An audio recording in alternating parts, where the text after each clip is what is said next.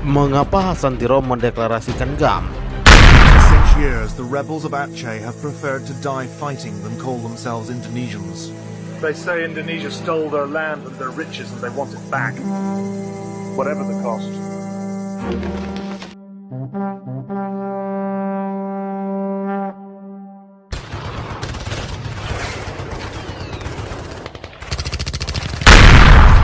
Selembar bendera berlatar merah dengan logo bintang plus strip hitam diikat di seutas benang oleh beberapa pemuda.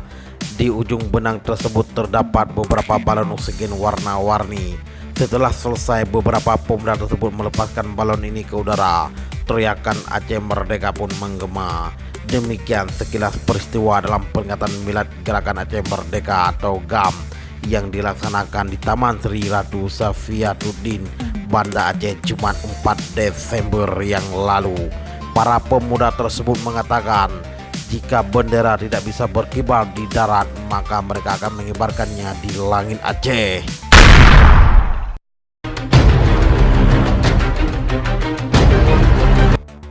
Seperti diketahui, GAM merupakan gerakan perjuangan Aceh melawan ketidakadilan Jakarta. Gerakan ini deklarasikan oleh Dr. Hasan Muhammad di Tiro pada tahun 1976.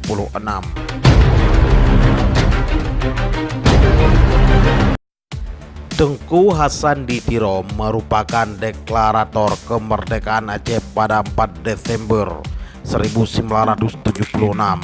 Hasan lahir di Pidi, Aceh pada 4 September 1930 di Kampung Tiro, sekitar 20 km dari Sigli. Dia adalah keturunan ketiga Tengku Syekh Muhammad Saman di Tiro. Hasan merupakan anak kedua pasangan Tengku Pocut Fatimah dan Tengku Muhammad Hasan. Tengku Pocut inilah cucu perempuan Tengku Muhammad Saman di Tiro. Hasan Tiro pernah terlibat aktif dalam berbagai organisasi keindonesiaan sebelum berangkat ke Amerika pada tahun 1950. Ia bersama abangnya Zainal Abidin aktif dalam Pemuda Republik Indonesia atau PRI. Hasan bahkan pernah menjabat Ketua Muda PRI di PD pada tahun 1945. Hasan Tiro juga pernah menjadi staf wakil Perdana Menteri II Syafruddin Prawira Negara. Atas jasa Syafruddin jugalah Hasan mendapat beasiswa Colombo Plan ke Amerika. Malah sambil kuliah dia diperbantukan serba staf penegaraan Kedutaan Besar Indonesia di PBB, kata Isa Sulaiman, sejarawan dari Universitas Syah Kuala, seperti ditulis di majalah Tempo. Artinya pada suatu periode Hasan pernah menaruh harapan pada Indonesia. Sikap Hasan Tiro mencintai Indonesia berubah saat kemeluk politik menyambangi Aceh. Saat itu Tengku Daud Beri, salah satu ulama Aceh, memproklamirkan pemberontak Darul Islam atau Tentara Islam Indonesia di bawah pimpinan SM Kartosoewirjo. Hasan Tiro yang mencintai Aceh lantas mengingatkan Perdana Menteri Ali Sastroamidjojo agar menghentikan serangan bersenjata di tanah leluhurnya. Dari Amerika Serikat, dia turut mengultimatum pemerintahan Soekarno agar tidak memerangi DITII pimpinan Daud Beri. Dia mengancam akan membahas hal ini dalam sidang Perserikatan Bangsa-Bangsa atau PBB di New York. Menurut Hasan Tiro, persoalan yang dihadapi Indonesia sesungguhnya bukan tidak bisa dipecahkan, tetapi Ali Sastroamidjojo lah yang mencoba membuatnya menjadi sukar.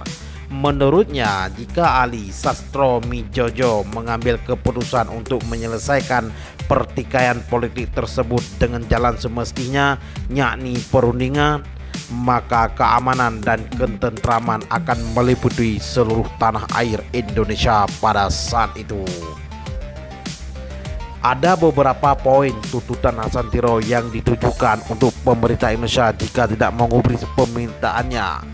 di antaranya membuka perwakilan diplomatik bagi Republik Islam Indonesia di seluruh dunia, termasuk di PBB, benua Amerika, Asia, dan seluruh negara-negara Islam. Selain itu, Hasan Tiro juga mengancam akan mengajukan rejim komunis fasis Ali Sastromijojo kepada General Assembly PBB dan Humas RIK terkait pembunuhan, pelanggaran, dan penganiayaan yang dilakukan tentara Indonesia di Aceh. Biarlah forum internasional mendengar perbuatan-perbuatan maha kejam yang pernah dilakukan di dunia sejak zamannya Hulagu dan Genghis Khan. Kami akan meminta PBB mengirimkan komite ke Aceh biar rakyat Aceh menjadi saksi, ujar Hasan Tiro seperti dikutip dalam The Pride of Freedom atau The Official Diary of Tengku Hasan di Tiro yang diterbitkan tahun 1944. Peringatan yang dikeluarkan Hasan Tiro tersebut disambut dengan penarikan paspor oleh Ali Sastromijojo. Akibatnya, pada tanggal 20 September 1954, Hasan Tiro ditahan oleh Jawatan Imigrasi New York. Namun berkat bantuan beberapa senator, Hasan Tiro diterima sebagai penduduk tetap di Amerika Serikat.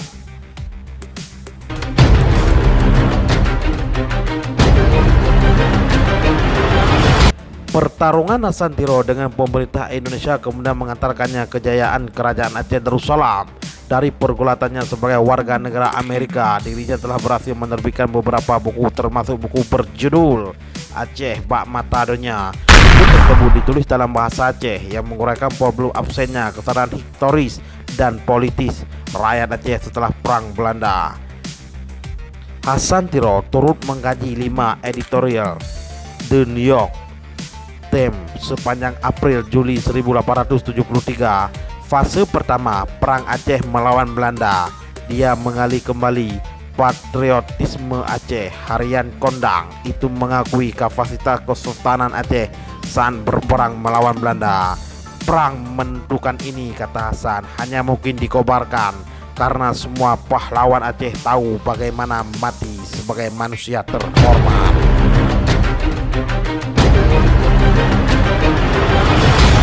Ada 2 dokumen penting yang didapatkan Hasan Tiro di markas PBB yang membulatkan tekadnya untuk memisahkan Aceh dari Indonesia. Dokumen itu berupa resolusi PBB tentang hak untuk menentukan nasib sendiri. Dokumen lainnya berupa resolusi bahwa negara kolonial tidak boleh menyerahkan anak jajahannya kepada negara lain.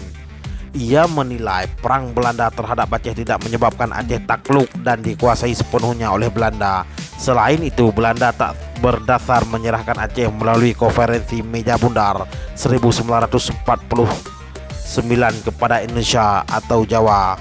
Mengingat Belanda tak berkuasa penuh atas Aceh, malah lari meninggalkan Aceh setelah tentara Jepang diundang oleh ulama Aceh. Barulah pada Januari 1965 Hasan menggagaskan ide negara Aceh Sumatera Merdeka. Ide Aceh Sumatera Merdeka diambil dari wilayah Kesultanan Iskandar Muda. Pada masa jayanya kerajaan ini memang pernah sampai menguasai Lampung, Bengkulu, dan sebagian wilayah Malaysia. Dengan kata lain, pembebasan yang diingin dilakukan oleh GAM adalah pembebasan terhadap seluruh Sumatera.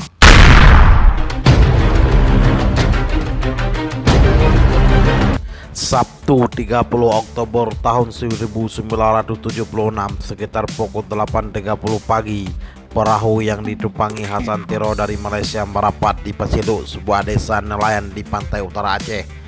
Dari tempat itu dia melanjutkan perjalanan ke Aceh Timur. Kunjungan Hasan Tiro bersifat rahasia dengan misi tunggal memerdekakan Aceh. Tak ada seorang pun di negeri ini yang mengetahui kedatanganku, tulis Hasan Tiro. Aku sudah lama memutuskan bahwa deklarasi kemerdekaan Aceh Sumatera harus dilakukan pada tanggal 4 Desember dengan alasan simbolis dan historis. Itu adalah hari di mana Belanda menembak dan membunuh kepala negara Aceh Sumatera Tunku Shikmat di Tiro dalam pertempuran di Aluabud. Tanggal 4 Desember 1911 Belanda karenanya mencatat bahwa 4 Desember 1911 adalah hari akhir Aceh sebagai entitas yang berdaulat dan hari kemenangan Belanda atas kerajaan Aceh Sumatera.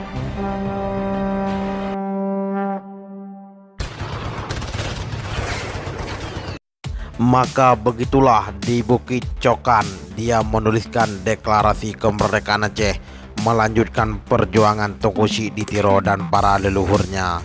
Dan tanggal 4 Desember 1976 deklarasi kemerdekaan itu pun dibacakan. Kami, rakyat Aceh Sumatera, menggunakan hak kami untuk menentukan nasib sendiri dan melindungi hak sejarah kami akan tanah air kami. Dengan ini menyatakan bahwa kami merdeka dan independen dari kontrol politik rejim asing Jakarta atau orang asing dari Pulau Jawa.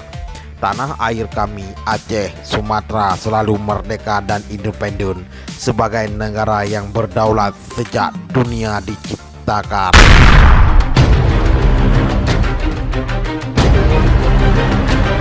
Sejak itu, pemerintah Indonesia mengirim hampir 50.000 tentara dikirim ke Aceh. Jakarta juga menganggarkan anggaran Rp 1,23 triliun untuk pelaksanakan operasi keamanan di provinsi paling ujung Sumatera tersebut.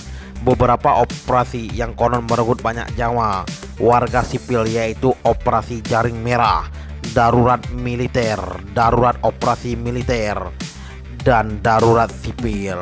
Ribuan nyawa melayang dan tak sedikit pula warga Aceh yang dinyatakan hilang. Konflik yang berlangsung hampir 30 tahun ini membuat ekonomi Aceh terpuruk hingga akhirnya tsunami meluluh lantakan daratan Aceh pada 26 Desember 2014. Kedua belah pihak akhirnya sepakat ceasefire atau gencatan senjata. Saat itu pemerintah SBY JK juga menawarkan perdamaian. Hingga 3 tahun setelah perdamaian, akhirnya Hasan Tiro pulang kampung. Dia menumpangi pesawat sewaan dari Malaysia bersama sejumlah pimpinan GAM lainnya. Pesawat yang mengangkut Hasan Tiro mendarat di Bandara Sultan Iskandar Muda pada tanggal 11 Oktober 2008 lalu. Kedatangan Hasan Tiro mendapat pengawalan yang ketat oleh Satuan Tugas di bawah Komando Komite Peralihan Aceh, lembaga yang dibentuk untuk menampung mantan kombatan Gerakan Aceh Merdeka. Nampak kegembiraan dari dirinya saat menginjak kaki pertama kali setelah puluhan tahun meninggalkan Aceh. Dia bersujud dan mencium tanah sebagai wujud syukur telah berhasil kembali ke tanah leluhurnya. Hasan Tiro saat itu belum memutuskan untuk menetap di Aceh. Dirinya kembali ke Swedia setelah mengunjungi tanah kelahirannya di Tiro PD dan mengunjungi makam Tunku Syek Ditiro di Meru, Indrapuri. Baru pada 2010 dirinya kembali kepada Aceh. Memasuki bulan Juni 2010, sang deklarator GAM tersebut kemudian menderita sakit. Dia divonis komplikasi organ dalam dan sakit jantung oleh tim medis. Dia dibawa ke Rumah Sakit Zainal Abidin Banda Aceh untuk mendapatkan perawatan intensif. Saat itu, dokter yang merawatnya mengatakan tekanan darah Hasan Tiro mencapai 70-40. Hasan Tiro terbaring di rumah sakit, kemudian mendapat kejutan dari pemerintah Aceh. Dirinya yang telah lama mengantongi kewarganegaraan Swedia telah beralih status menjadi warga negara Indonesia pada 2 Juni 2010. Namun 26 jam setelah mendapatkan kewarganegaraan tersebut, Hasan Tiro menghembuskan nafas terakhir. Ia dimakamkan di sisi kuburan kakeknya Tunku Syek Ditiro di Aceh Besar. Di sana ia mengakhiri semua petualangan dan perjuangan ideologisnya pada saat matahari tegak lurus dengan bumi. Pada hari itu orang-orang Aceh meratap.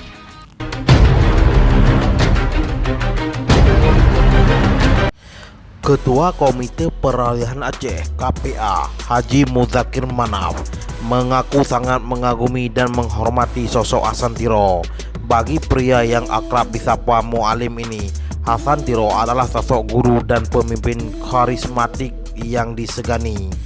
Menye hana gopnyan, uronyo hana milad gam, kata Muzakir Manaf saat memberikan sambutan dalam peringatan milad ke-39 GAM di Taman Ratu Safiatuddin, Banda Aceh, Jumat 4 Desember 2015.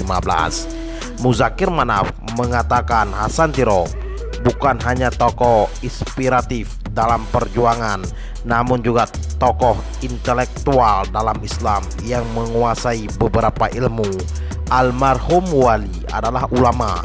Dengar latar belakang ilmu beliau seperti mantik, tafsir, bahasa Arab dan lainnya, kata Mualim. Mualim juga mengatakan pendidikan yang diberikan oleh Hasan Tiro sangat bermanfaat baginya. Sekian dan terima kasih. Tengah cat ura dirui bukan le, dicem dalam gle mesuka dia. Rindu hati lun ke raja ade, nang rabe anale lam haro hara. Rindu hati lun ke raja ade, nang rabe anale lam haro hara. Rindu ke nanggra jetsago aman, rindu pimpinan yang bijaksana, rindu ke adil dalam kedamaian, mengasih sayang sesama bangsa. Sabilam rindu maju Islam, rindu ke hukum banken agama, rindu ke rakyat taat dalam iman, dum hukum Tuhan hana melanggar. Ya Allah, Nabi Aceh dan sayang dengan aman, Pak Musijahkan.